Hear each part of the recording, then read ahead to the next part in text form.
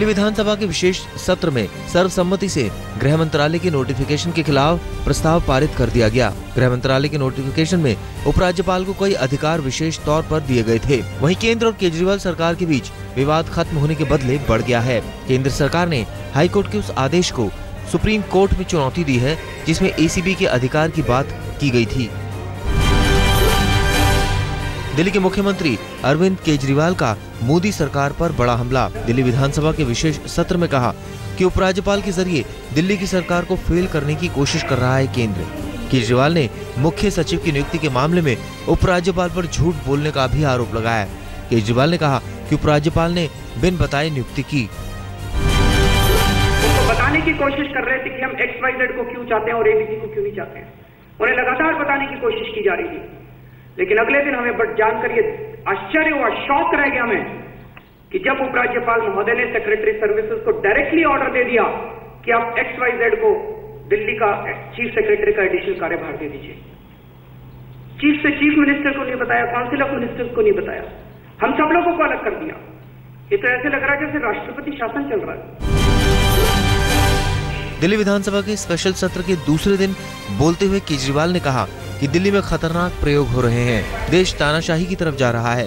केजरीवाल ने सभी गैर बीजेपी मुख्यमंत्रियों से इकट्ठा होने की अपील की। दिल्ली के सीएम केजरीवाल ने ट्रांसफर पोस्टिंग को लेकर भी उपराज्यपाल पर निशाना साधा। केजरीवाल ने कहा कि उपराज्यपाल को सिर्फ ट्रांसफर पोस्टिंग में दिलचस्पी है, दिल्ली में बिजली पानी को लेकर कभी नहीं पूछा।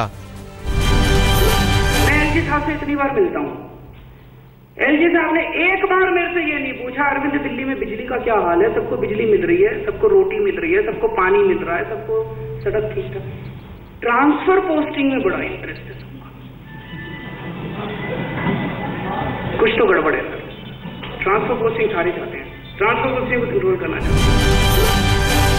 दिल्ली विधानसभा का विशेष सत्र बुलाए जाने पर दिल्ली बीजेपी अध्यक्ष सतीश उपाध्याय ने कहा कि केजरीवाल संविधान से लड़ रहे हैं। ओपन कैबिनेट और विशेष सत्र को लेकर सतीश उपाध्याय ने कहा कि इसका कोई मतलब नहीं था।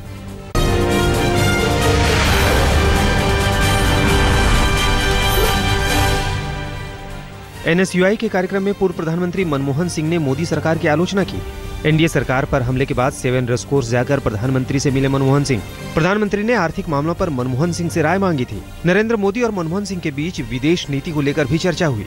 मनमोहन सिंह से मुलाकात के बाद प्रधानमंत्री ने ट्वीट कर कहा, डॉक्टर मनमोहन सिंह से मिलकर बहुत खुशी हुई। वर्ल्ड बैंक ने प्रधानमंत्री नरेंद्र मोदी की पीठ थपथपाई है। दिल्ली में वर्ल्ड बैंक के अध्यक्ष जिम योंग किम ने पीएम से मुलाकात की और कहा कि दुनिया को मोदी जैसे दूरदर्शी नेता की जरूरत है। प्रधानमंत्री ने मुलाकात के बाद ट्वीट कर कहा कि हम सब मिलकर दुनिया को बेहतर बनाएंगे। केंद्र सरकार के 1 साल पूरे होने पर प्रधानमंत्री पीएमओ के अधिकारियों और स्टाफ से मिले। प्रधानमंत्री ऑफिस के स्टाफ और अधिकारियों को संबोधित करने के बाद हाईटी पर की मुलाकात। राहुल गांधी के सूट बूट की सरकार वाले जुमले पर प्रधानमंत्री नरेंद्र मोदी ने दिया जवाब। कहा, साल भर बाद भी करारी हार को नहीं पचा पा रही है कांग्रेस। पीटीआई को दिए इंटरव्यू में प्रधानमंत्री ने कहा, लैंड बिल पर किसानों और गरीबों के भले के लिए किसी भी सुझाव को सरकार मानने के लिए तैयार है। पीएम ने सोनिया गांधी पर भी निशाना साधा। कहा, यूपीए के राज में गैर संवैधानिक संस्थाओं के पास थी असली ताकत। अमेठी के विकास की जंग में प्रियंका गांधी ने स्मृति ईरानी पर निशाना साधा है। प्रियंका गांधी ने पूछा कि अमेठी में अब तक क्यों नहीं शुरू हुई IIIT। लेकिन एजुकेशन मंत्री तो वो है ना, वो पहले ये बताए कि IIIT क्यों नहीं करा रहे हो। वहाँ पे जो समस्या है नौजवानों की अमेठी में, उसको क्यों नहीं देख रही है, वो तो उन्हीं का डिपार्टमेंट है। मानव संसाधन विकास मंत्री स्मृति ईरानी ने प्रियंका के सवाल पर किया पलटवार। स्मृति ईरानी ने कहा, 60 साल तक रही है उन्हीं की सरकार। What is astounding is that while the Gandhi family has ruled that bastion for 60 years, they have done absolutely nothing, and now a winning candidate is asking a losing candidate to develop his constituency. Sonia आज रायबरेली जाकर विकास कार्यों का लेंगी जायजा। सोनिया रायबरेली में किसानों को मुआवजे का चेक भी बांटेंगी। बिहार विधानसभा चुनाव के लिए सीटों को लेकर अभी आरजेडी और जेडीयू में नहीं हुई है कोई बातचीत। लालू ने कहा, दोनों दलों के बीच नहीं है कोई मतभेद। हम लोग बैठेंगे तो सब बात आपके सामने, सब लोगों के सामने बात आएगी सामने। अब टाइम कहाँ है। केंद्रीय मंत्री जयंत सिन्हा ने मोदी सरकार के 1 साल पूरे होने पर कहा कि सर्वे में लोग मान रहे हैं कि सरकार अच्छा काम कर रही है। मोदी सरकार की योजनाओं को बताते हुए जयंत सिन्हा ने कहा कि सरकार किसानों के हित में और युवाओं को रोजगार दिलाने का काम कर रही है। बीएचपी नेता अशोक सिंघल ने मोदी सरकार के नमामि गंगे प्रोजेक्ट की आलोचना की है। अशोक सिंघल ने कहा कि अकेले सरकार के करने से इस परियोजना को सफलता नहीं मिल सकती, इसमें लोगों की भागीदारी जरूरी है, तभी गंगा की सफाई हो सकती है। केवल सरकार नहीं कर सकती, गंगा को अविरल और गंगा को निर्मल बहने के बहाने का जो एक संकल्प लिया गया है इस देश के जनता ने, समाज ने, उसमें जब तक पूरे भारत की जनता सहभागी नहीं होगी ये काम पूरा नहीं हो सकता। आसनसोल के बंकुरा में बीजेपी दफ्तर जलाए जाने को लेकर पश्चिम बंगाल बीजेपी अध्यक्ष राहुल सिन्हा ने आरोप लगाया है कि रेलवे हॉकर्स के नाम पर टीएमसी ने बीजेपी दफ्तर को जलाया।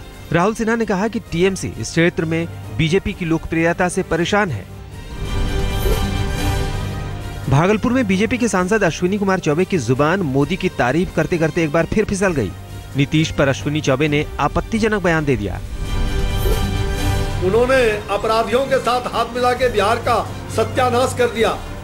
जिन्होंने नीतीश जी ने अब वो सोचे कि भाई हमने नरेंद्र मोदी को थाली दे करके और थाली उठा लिया था, आज वही जूठा थाली लेकर के दिल्ली में उनके दरबार में जाके थाली चाटने का काम किया। ये लोग तो थूक फेंक के थूक चाटते हैं। यही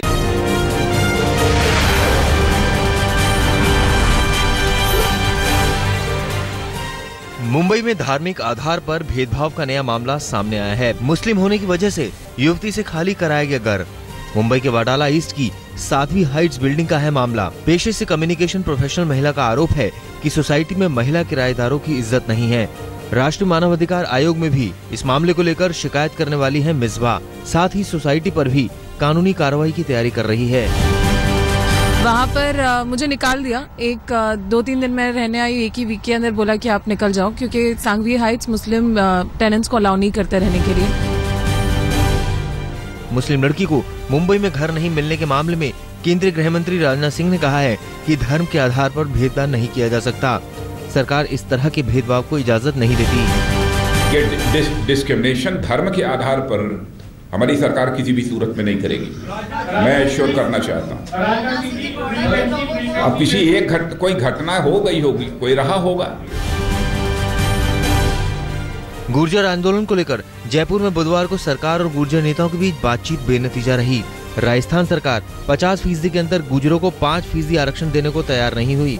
सरकार का कहना है कि ओबीसी कोटे में बंटवारे से राज्य में सामाजिक समरसता बिगड़ेगी। वहीं बातचीत में शामिल गुर्जर नेताओं ने कहा है कि आगे अब पूरे मामले पर कर्नल किरोड़ी सिंह बैसला फैसला करेंगे। देखिए, हमने 50 के अंदर मांगा, इन्होंने 5 दिन में 4-5 पन्नों का ड्राफ्ट बनाया और लास्ट में एक लाइन लिखते हैं कि सामाजिक समरसता खराब हो। तो हम इस देश के नागरिक नहीं है, हम गुलाम थोड़ी हैं जो इनकी ये कहेंगे जैसे मान लेंगे। राजस्थान सरकार की ओर से बातचीत में शामिल राजेंद्र राठौड़ ने कहा है कि सरकार के लिए अलग से 5% आरक्षण बढ़ाना नियम के तहत संभव नहीं है। राजस्थान के मंत्री ने यह भी कहा कि पूरी बात गुर्जर नेता किरोड़ी सिंह बैसला को बता दी गई है।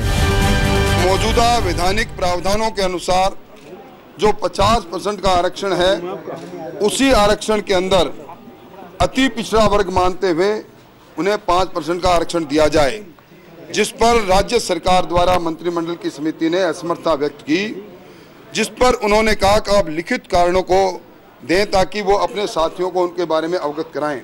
हमने 4 पेज की एक लिखित हमारे स्पष्टीकरण कारक पत्र उनको दिया है।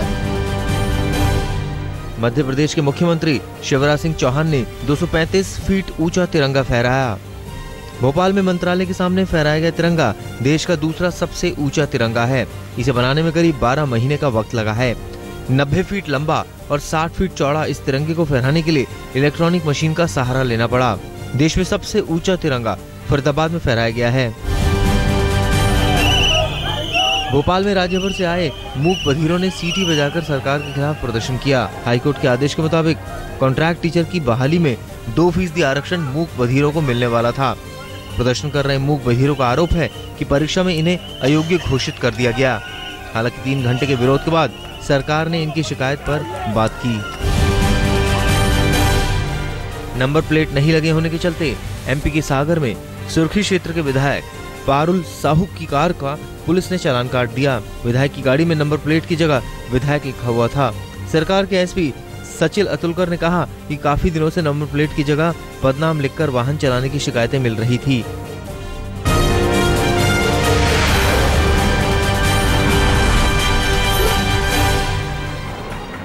सासाराम के गोपी बिघा क्षेत्र में पत्थर माफिया द्वारा अवैध खनन के खिलाफ रोहतास के एसपी शिवदीप लांडे ने की छापेमारी।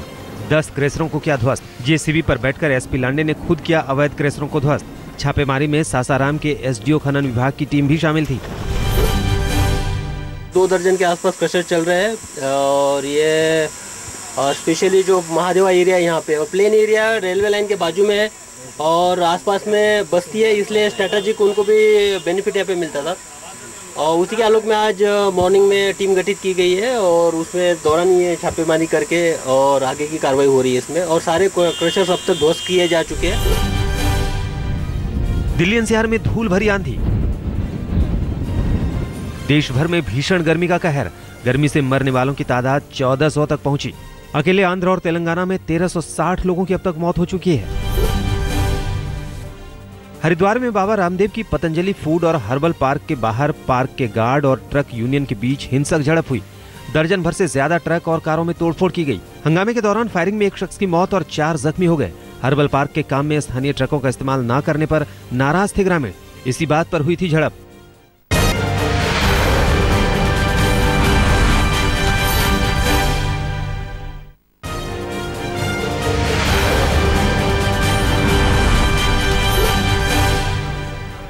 फिरोजाबाद में बदमाशों ने पुलिस वाले को गोली मारकर अपने साथी को छुड़ा लिया। 4 पुलिस वाले कुख्यात अपराधी को बस से ले जा रहे थे। नेशनल हाईवे 2 पर बस में बैठे साथी को छुड़ाने के लिए बदमाशों ने गोली मारकर 4 पुलिस वालों को जख्मी कर दिया।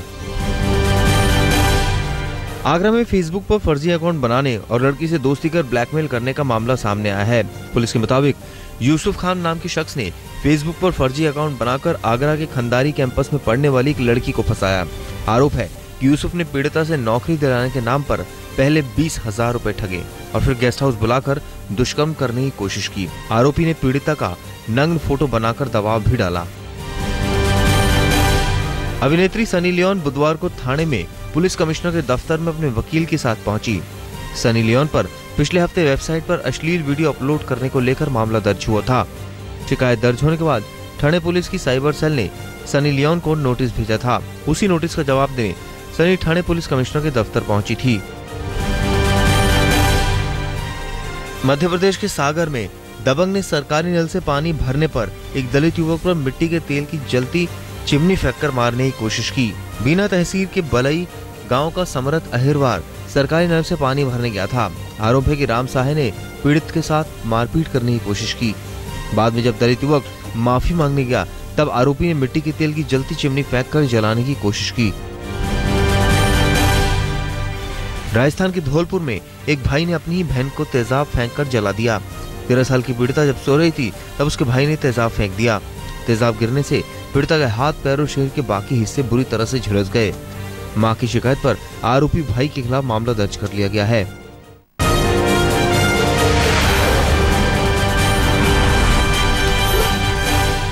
पश्चिम बंगाल के बर्धमान में पुलिस ने एक होटल से सेक्स रैकेट का भंडाफोड़ किया है।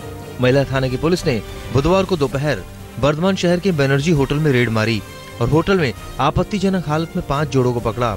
पकड़ी गई लड़कियों में एक कॉलेज स्टूडेंट भी है। होटल मालिक के खिलाफ मामला दर्ज कर लिया गया है। यूपी के बहराइच में गैंगरेप का एक मामला सामने आया है। दरगाह थाने के कुछ लोगों ने देर रात गैंगरेप होने की खबर दी। घटनास्थल पर पुलिस को नग्न अवस्था में युवती मिली जिसके चेहरे पर काफी चोटें थी। होश में आने के बाद पीड़िता ने बताया कि शराब भट्टी से उसे 6 लोग उठाकर ले गए थे और फिर रेप के बाद उसे फेंक दिया। युवती की हालत अब भी गंभीर बनी हुई है। आंध्र प्रदेश के गुंटूर में बार के सामने 23 साल से रखी गई महात्मा गांधी की मूर्ति के गायब होने की खबर है। पट्टाभीपुरम में एक टीडीपी नेता का रेस्टोरेंट और बार है जिसके ठीक सामने महात्मा गांधी का स्टैचू था। कुछ दिनों पहले महिला संगठनों ने महात्मा गांधी के स्टैचू के सामने बार होने का विरोध किया था। विरोध प्रदर्शन के 3 दिन बाद महात्मा गांधी का स्टैचू गायब हो गया। कश्मीर के सोपोर में अलग अलग हुए 2 आतंकी हमले में 2 लोग मारे गए। पहला हमला BSNL के फ्रेंचाइजी चलाने वाले एक शख्स पर हुआ जिसमें उसकी मौत हो गई। वहीं दूसरा हमला एक मकान मालिक पर हुआ, जिसके घर पर मोबाइल टावर लगे थे। प्रशासन पूरे मामले की जांच कर रहा है। षड्यंत्र और भ्रष्टाचार के आरोप में फुटबॉल की अंतर्राष्ट्रीय संस्था फीफा के 7 अधिकारियों को ज्यूरिख में गिरफ्तार किया गया है। फीफा के गिरफ्तार 7 अधिकारियों में एक उपाध्यक्ष भी शामिल हैं। फीफा के अधिकारियों पर करोड़ों रुपए की रिश्वत लेने का आरोप है। अमेरिकन एजेंसी के कहने पर फीफा के अधिकारियों की गिरफ्तारी हुई है। वहीं 2018 में रूस को दिए वर्ल्ड कप की मेजबानी को लेकर भी जांच शुरू हो गई है। आईसीसी की ताजा टेस्ट रैंकिंग में विराट कोहली टॉप 10 में जगह बनाने में कामयाब हुए हैं। विराट इस रैंकिंग में 10वें नंबर पर हैं। वहीं मुरली विजय 24वें नंबर और चेतेश्वर पुजारा 25वें नंबर पर हैं।